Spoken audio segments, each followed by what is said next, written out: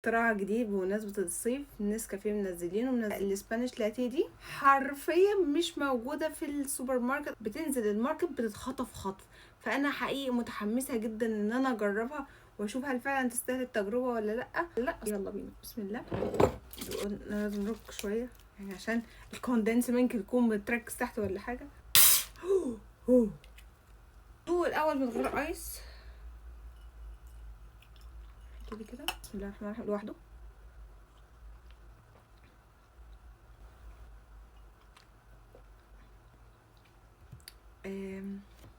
مسكر قوي، مسكر جدا جدا، وخصوصا ان انا بقى ما بحبش الحاجه مسكره.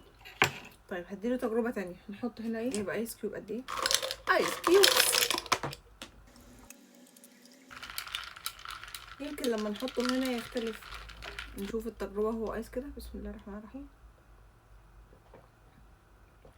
الايس كيوبس ظبطت المشروب، خففت طعم السكر اللي كان موجود لو شربته لوحده.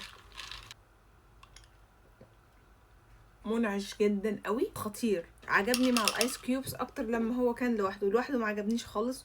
كنت هقول عليه تجربه سيئه، لا لما جربته مع الايس كيوبس جامد، جمدان. والسكر قل وطعم القهوه باين مظبوط.